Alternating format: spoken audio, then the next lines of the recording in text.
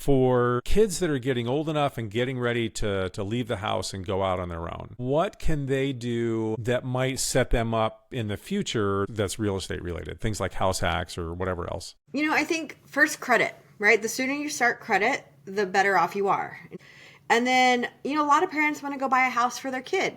That's great for college. And I think that is a great option. I am not a supporter of co-signing. So I think either you got to help your kid to do it on their own, which could mean gifting them, a significant down payment or things like that, or you buying it in your name and then you selling it to your children. I remember my brother bought his rent house in college and he rented it out to his 2 roommates. And I was like, I don't want to buy a house. I don't want to be stuck here, which is our hometown, which is where I went to college. And he bought it, and my parents offered, they helped him, so they were going to help me. And they said, if you want to buy this house, like, we'll sell it to you and do it all, just kind of like what I talked about. And I was like, I'm never staying here. I don't want this. And I didn't do it. Well, 15 years later, guess who's got a paid off house? My brother, because his roommates basically paid the mortgage and utilities. So my brother essentially lived for free all through college. Yep. Used his money to pay off that principal to, drive down the loan. And then all of a sudden he's like, Amelia, guess what? I paid off my house. I was like, you dirty dog, because here I am. I didn't have a paid off house. I started a little bit later. Again, that's that emotional side of it. I got into the emotion of I'm not staying here. I don't want this tie. That I didn't have the right mindset to be like, no, this isn't a tie. This is just an investment. Yeah. And I didn't have that aspect that he had. That's a great way to put it. That house wasn't a tie. It was just an investment. Yeah. Right? Because if you're renting it out. I still paid rent living there. Like, I still made the payments. I didn't live for free.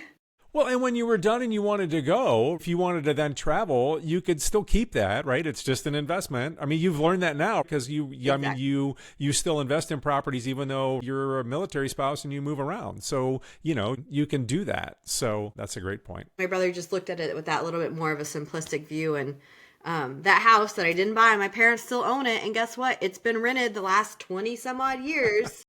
That it's still there, and then in that case I could have had it, and I could have been rented for me for 20 years, building up, paying off my equity, paying off all of that. And so I think so now too, when I drive by and I see it, I get a little grumpy. Then I should have bought that when I could, Yeah. And well, because he's probably if he's got that all paid off, right, and his rents continue to go up, he's probably got a pretty decent passive income stream just from that one house now, right? This many years later, and that's the huge benefit of if you can start young, right? So we talk a lot on the show about how one of the biggest advantage that kids have is time, right? Yes. So they don't have a ton of money to throw into the stock market for investments or whatever, but they have that time for that money to double. And it's the same thing with real estate, right? So if you can start sooner, you're not making a lot of money, but you're able, if you're able to live for free, if you're renting out part of it. So that's a sweet deal in and of itself.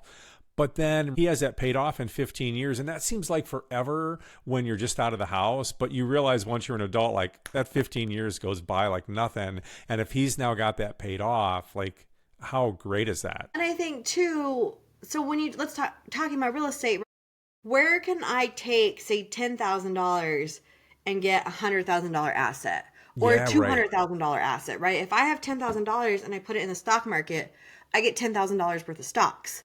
Whereas if I have that $10,000 and I put it into real estate, all of a sudden I can get a $200,000 asset.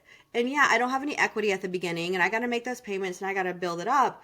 But over time, now I pay it off. That $200,000 house is now worth $300,000 or $400,000. Right. Over the years, I collect the rent.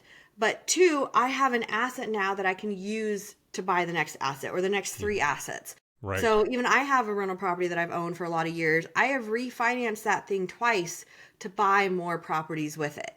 And usually I refinance it once, I split the money and go get 2 more. And then, I build those up and pay them off or have my tenants pay them off. And that's that real snowball effect that real estate gives.